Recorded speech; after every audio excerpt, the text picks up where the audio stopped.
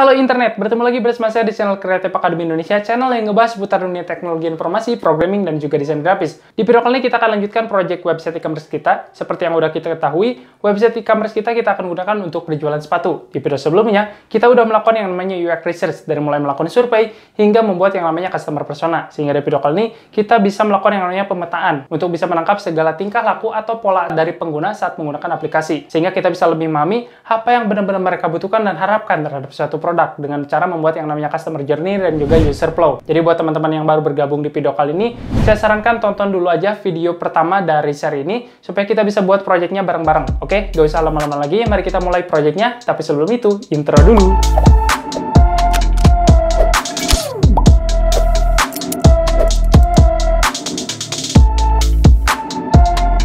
Oke, di sini aku akan menggunakan website MindMaster untuk membuat customer journey. Dan di sini juga aku akan menggunakan diagram dari salah satu metode yang sering digunakan oleh seorang analis sistem, yaitu use case diagram dan juga activity diagram, supaya kita bisa membuat user flow yang lebih berkualitas dan juga lebih bagus. Tapi sebelum kita masuk lebih dalam, kita akan cari tahu dulu nih, apa itu customer journey? Karena saya yakin kebanyakan dari teman-teman masih kebingungan mengenai apa sih itu customer journey. Maka dari itu, aku akan mulai dari sebuah contoh. Contoh dan pemetaannya itu seperti ini. Jika kita lihat dari customer persona yang udah kita buat di video sebelumnya, berdasarkan survei yang telah kita lakukan, di sana ada yang namanya Alexa. Jika teman-teman lihat, dia mempunyai seorang anak. Maka dari itu, user journey yang akan kita buat kurang lebih kalau digambarkan seperti ini. Alexa baru saja mendaftarkan anaknya ke sekolah. Otomatis dong, atau secara logikanya, Alexa membutuhkan perlengkapan sekolah, termasuk sepatu. Alexa akan berbelanja perlengkapan sekolah. Ada dua kemungkinan nih, dia berbelanja offline atau online. Nah, ternyata dia memilih berbelanja online karena berbelanja offline itu tidak memungkinkan dikarenakan adanya PSBB atau pembatasan sosial berskala. Nah, setelah itu Alexa mengetikkan sepatu sekolah pada kolom pencarian di browser Google. Lalu browser Google menampilkan website kita. Alexa menekan link website kita. Website kita terbuka dengan cepat. Dia juga disambut dengan live chat. Ia melihat katalog sepatu sekolah dan rekomendasi sepatu. Alexa juga melihat bagaimana cara order dan metode pembayaran. Sampai di sini, Alexa merasa puas apa yang ditawarkan, apalagi ditawarkan free ongkir. Tetapi tidak semudah itu, Ferguson. Alexa tidak langsung membeli produk tersebut. Malahan, dia kembali ke hasil pencarian dan melihat website yang lain. Proses yang sama terjadi pada website kompetitor kita. Akan tetapi, di website kompetitor kita, Alexa mencoba untuk menanyakan sesuatu terhadap produk tersebut, tetapi tidak memiliki balasan. Sejauh ini, Alexa merasa kurang puas dan yakin terhadap layanan dari kompetitor kita, sehingga Alexa memilih kembali kepada website kita. Ia melakukan transaksi? Enggak, ia melihat review dulu dari orang yang sudah membelinya dan para ahli sepatu untuk sepatu tersebut. Hingga akhirnya, Alexa barulah melakukan transaksi. Alexa menunggu barangnya datang dari kurir tiba di rumah Alexa mendapatkan perlengkapan sekolah untuk anaknya. Nah, itu adalah salah satu contoh atau pemetaan dari customer journey ini. Di sana Alexa sangat membingungkan sekali ya, mondar-mandir ke hasil pencarian, berpindah-pindah dari website satu ke website yang lain. Kenapa sih nggak langsung membelinya gitu?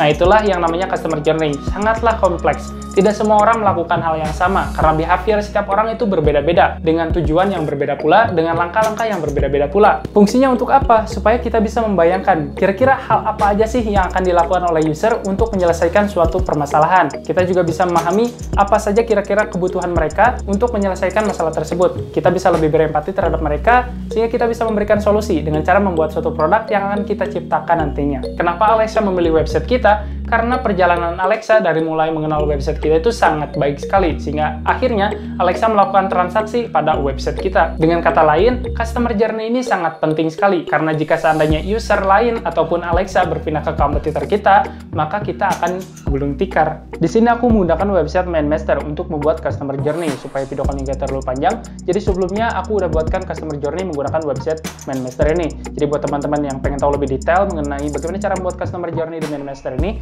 mungkin aku akan buatkan video khusus mengenai MindMaster ini. Tapi di video kali ini, aku akan lebih kepada nge-review MindMaster atau customer journey yang udah aku buat sebelumnya. Jadi mari kita langsung lihat aja projectnya. Oke, jadi ini adalah tampilan pertama jika teman-teman membuka project di MindMaster. Oh ya, ngomong-ngomong, aku belum kasih nama untuk website kita nantinya. Jadi mungkin aku akan kasih nama dengan creativestore.com aja kali ya. Teman-teman boleh cari nama yang lain sesuai dengan kesukaan teman-teman. Jadi secara sederhananya, customer journey ini adalah tahapan atau perjalanan seorang user dari mulai mengenal produk kita, tertarik, hingga menggunakan dan menjadi pelanggan setiap produk kita. Maksud produk di sini bukan produk fisik ya, melainkan produk digital seperti halnya apps maupun website. Tahapan pertama dari customer journey ini adalah bagaimana user bisa mengenal produk kita.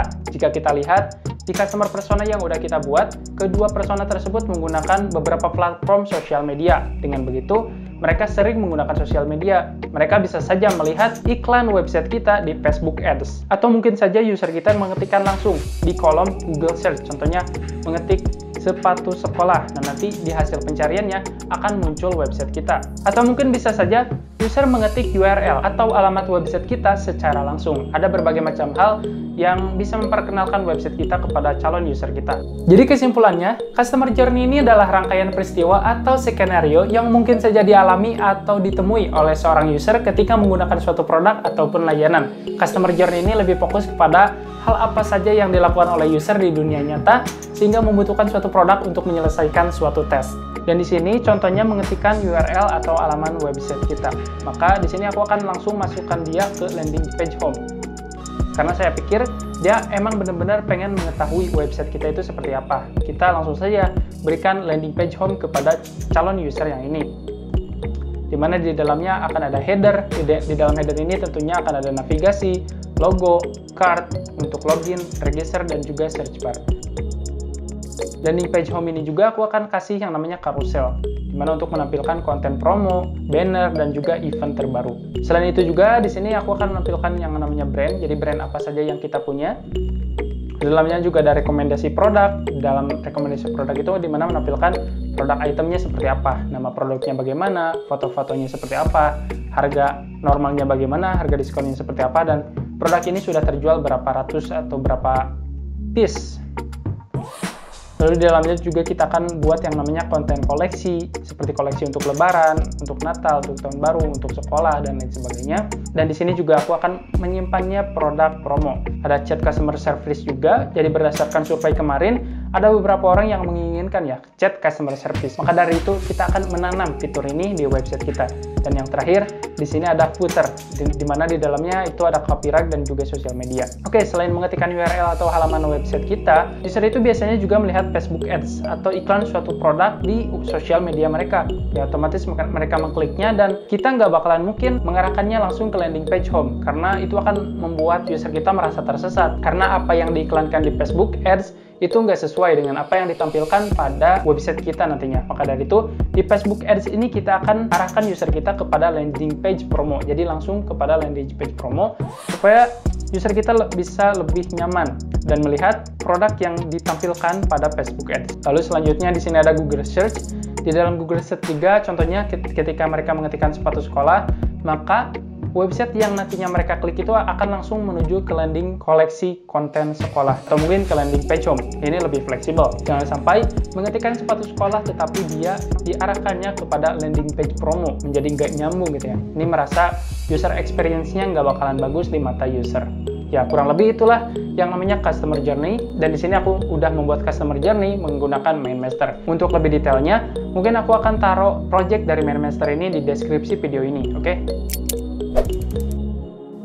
Mungkin sebagian dari teman-teman ada yang bertanya-tanya, Bang, ngapain sih bikin customer journey, buang-buang waktu?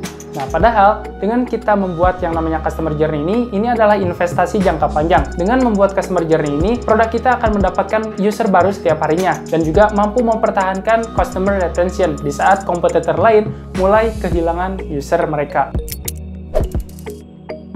Oke, jadi seperti itu ya gambaran mengenai customer journey. Tahapan selanjutnya, kita akan membuat yang namanya user flow. Jadi user flow ini adalah langkah-langkah atau tahapan-tahapan yang dilakukan oleh user ketika menggunakan suatu produk untuk menyelesaikan suatu tes. User flow ini lebih berfokus kepada apa yang dilakukan oleh user terhadap produk yang akan kita buat. Sebagai contoh, teman-teman bisa kembali lihat contoh pada studi kasus kita di awal tadi, di mana pada saat Alexa membuka website kita, ada banyak hal yang Alexa bisa lakukan di website tersebut, seperti mencari produk, melakukan pemesanan, chat customer service. Nah, dari tes-tes itulah yang akan kita buatkan yang namanya user flow. Sebagai contoh lain aja deh, ketika teman-teman pengen membeli suatu produk di Shopee, Ya, pastinya teman-teman akan membuka dulu websitenya, lalu mencari produknya. Sudah mencari produk, teman-teman pilih produknya, lalu mengisi form untuk pengiriman, kayak metode pembayaran, metode pengiriman, dan melakukan checkout hingga barang tersebut sudah sampai di rumah. Nah, itulah yang namanya user flow. Jadi, urutan teman-teman untuk melakukan sesuatu di dalam suatu aplikasi tersebut. Lalu selanjutnya, kita akan membuat use case. Jadi, use case ini adalah suatu diagram yang menggambarkan hubungan aktor dengan sistem kita. Jadi, hal apa saja yang kira-kira akan dilakukan oleh aktor terhadap sistem kita atau produk yang akan kita buat.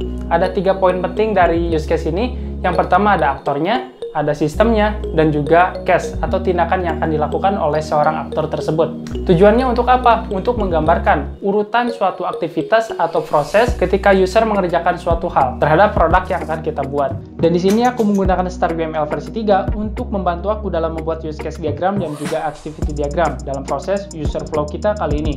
Dan seperti biasa, supaya video kali ini gak terlalu panjang, aku udah buatkan project sebelumnya. Jadi kali ini kita tinggal nge-review aja. Jadi seperti yang udah kita ketahui, use case diagram ini adalah hubungan antara aktor dengan sistem.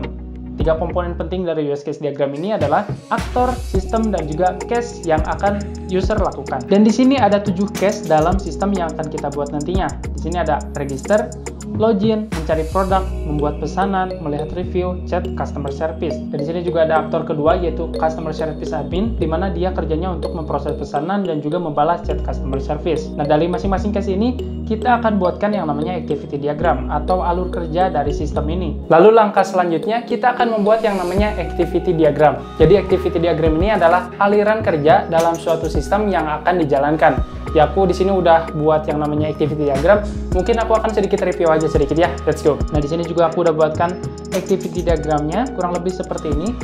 Aku akan coba review beberapa aja kali ya supaya videonya nggak terlalu panjang. Untuk lebih jelasnya, teman-teman seperti biasa lihat aja deskripsi video di bawah ini. Nah, yang pertama di activity diagram register, pertama si user itu akan membuka website. Maka dia akan diarahkan ke landing page home oleh sistem, lalu si user juga memilih tab register, lalu sistem juga menampilkan form register. Setelah itu user akan mengisi form, lalu mensubmitnya, lalu sistemnya akan memproses. Ada 2 kemungkinan yang akan terjadi, di mana prosesnya ini akan gagal dan juga berhasil. Jika seandainya gagal, maka si user diharuskan untuk mengisi form kembali dengan valid. Tapi jika seandainya proses ini berhasil, maka si user ini akan diarahkan kepada landing page home. Lalu selanjutnya di sini ada activity untuk mencari produk. Pertama si user buka websitenya, lalu sistem akan menampilkan landing page home. Setelah itu user akan mengetik sesuatu di search bar, maka sistem akan menampilkan hasil dari pencarian si user. Setelah itu sistem juga akan menampilkan produk atau item yang dicari oleh seorang user. Atau mungkin di sini kita lihat untuk membuat pesanan. Pertama, user membuka website. Setelah itu, sistem akan menampilkan landing page home. Lalu si user di sini akan memilih produk yang mereka inginkan. Setelah itu, sistem akan menampilkan produk yang dipilih. Nah, ada kemungkinan yang akan dilakukan oleh user. Di sini user bisa akan melakukan checkout dan juga add to cart. Jika seandainya user memilih add to cart, maka sistem akan menambahkan item tersebut ke dalam chart si user ini. Atau seandainya jika user memilih checkout, maka prosesnya akan langsung masuk ke dalam metode pembayaran hingga prosesnya selesai. Nah, itulah kurang lebih yang namanya use case diagram dan juga activity diagram. Oke, video kali ini sampai sini dulu ya. Kita udah membuat yang namanya customer journey dan juga user flow yang dapat mendukung kita untuk membuat produk yang lebih berkualitas. Di video kedepannya, kita akan membuat yang namanya wireframe. Jadi ditunggu aja di channel ini. Like aja jika teman-teman suka video ini, komen di bawah jika teman-teman punya pertanyaan mengenai UI dan UX design. Teman-teman juga boleh share video ini ke teman-temannya yang pengen belajar UI dan UX design, dan jangan lupa subscribe, nyalakan juga lonceng notifikasinya supaya teman-teman gak ketinggalan ya kalau ada update video terbaru di channel ini. I hope you like this video, stay class, and bye-bye.